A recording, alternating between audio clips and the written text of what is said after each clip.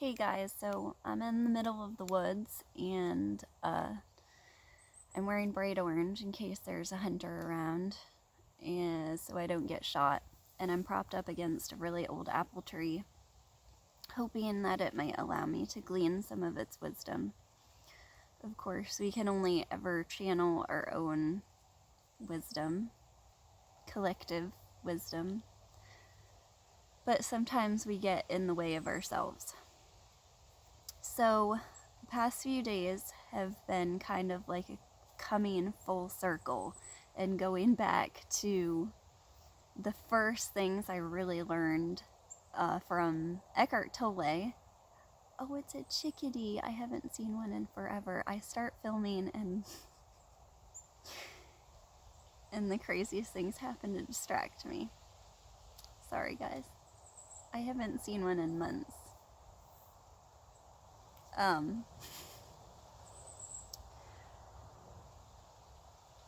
so guess what, guys? There's nothing but the present moment.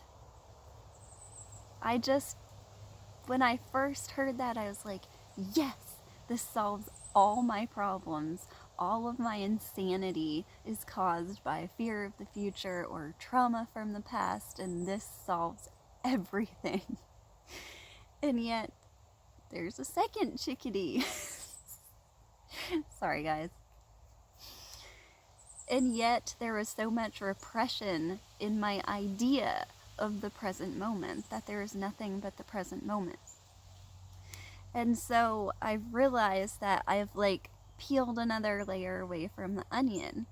And I've realized that it's all about just dropping the story, dropping thought, getting out of thought, and going into the sensations, which brings up this terrible fear, vulnerability, and yet you can think of it like a wall, like an illusionary wall that you put up yourself. And beyond that wall is nothing but source and nothing but love. And thought is basically what the wall is. So if we stay on that side of the wall and we stay in thought, we perpetuate the pain, and we even cause situations in our life to repeat themselves, painful situations to repeat themselves. And so when we feel pain, when we feel suffering, we know that we're away from source. And all it takes, that suffering is an invitation. It's a trigger to go into the sensations. And this is why we meditate, to kind of clear our way into going into sensations. Discomfort arises, boom, you're in your breath. And it's very, very difficult at first. And your thoughts and your mind doesn't want to let you do it. And there's a certain amount of practice of almost faking it till you make it. Now keep in mind, everything is a story. Nothing is real but what's really happening here, and yet what I'm really seeing, this camera lens, is in itself an illusion. There is nothing but consciousness. And so, until we understand that in a really deep way, we get confused as to what we're doing here. So you fake it till you make it, and all that means is you've got layers to peel back.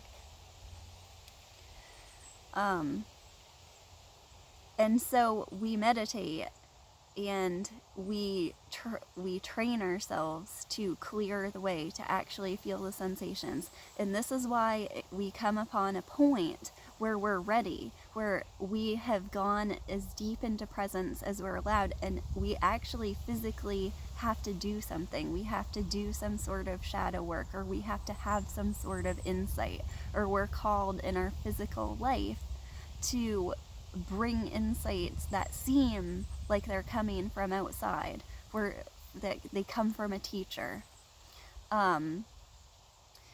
Because the reason that we're here to equate our physical being and spiritual being, the beingness, the what is, and the illusion, what we're pointing to, what isn't, the part of it that makes, well, if it was real, it wouldn't be an illusion. The part that's nothing, the part that's difficult to point to.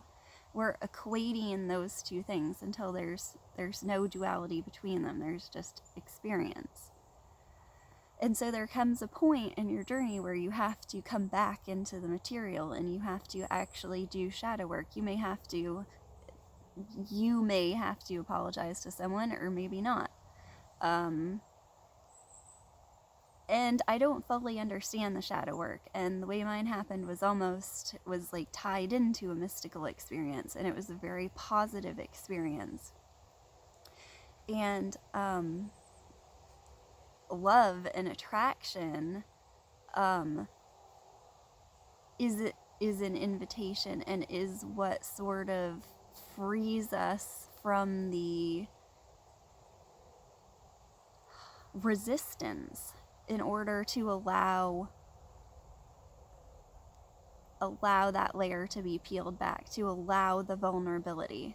Okay, so if you think about this in terms of like sexual attraction, like if you weren't attracted to someone, you wouldn't want to get vulnerable with them to share an intimate experience. But you have this drive, you have this attraction, you have this love. And that's very like the best analogy to how spirituality is. And in fact, all of our desires for love or attraction are a desire to know God, because it's only ever us. It's only ever an illusion. And that's why in spirituality a whole bunch of devilry comes up around sexual attraction, and you have like spiritual communities and stuff, and people get very, very confused as to what it is they want. And so they go into thought, and they go into looking to another person to find what they're trying to awaken within themselves.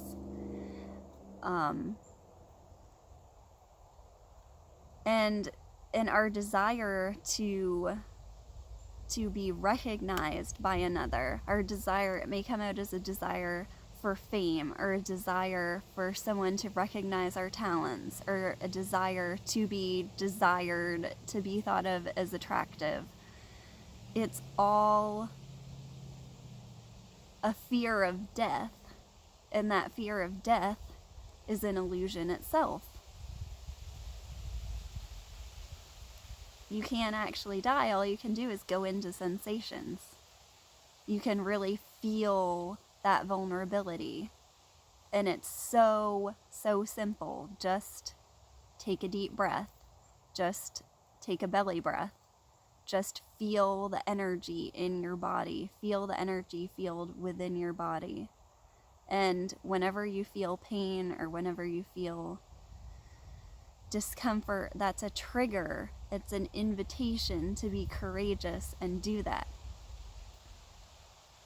And it seems silly that we get so much growth from experiences of making ourselves feel fear.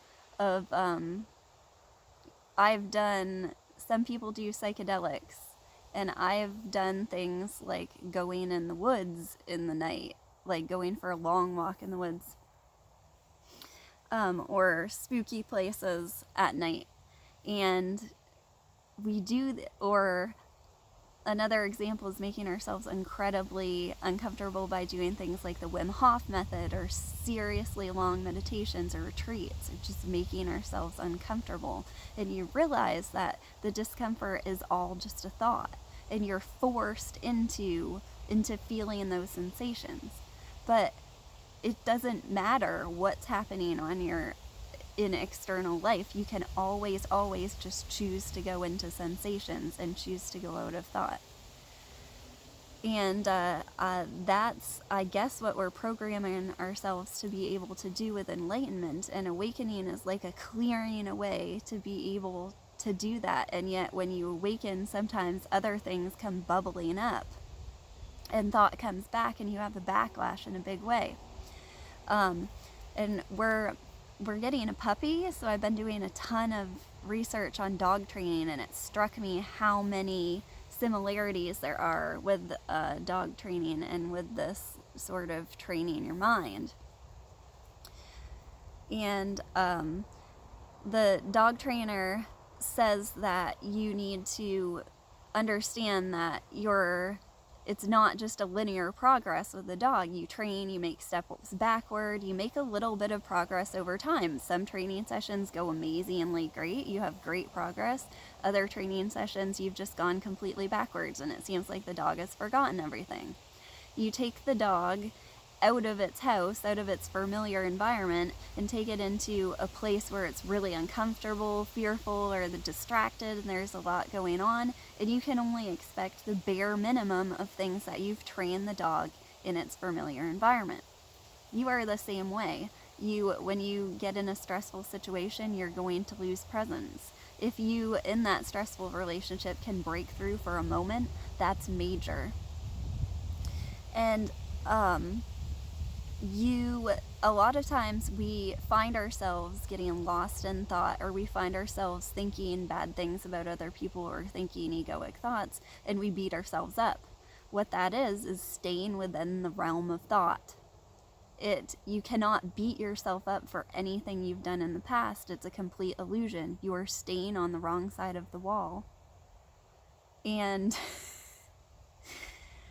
I don't know about you, but constantly in my head, I'm constantly beating myself up for not saying things correctly, not thinking things correctly, not being able to experience a mystical experience when I have it, or being afraid, or letting fear come up and block it. All of that just needs to be accepted. And this is the same old stuff you've heard. This is the same old stuff. But within the past few days, it just came back to me in a really deep way, like how simple it was. And before it seemed like something I should do. It felt like a should. It felt like a chore. And that was a change I had within the last few days, that I was just like amazed that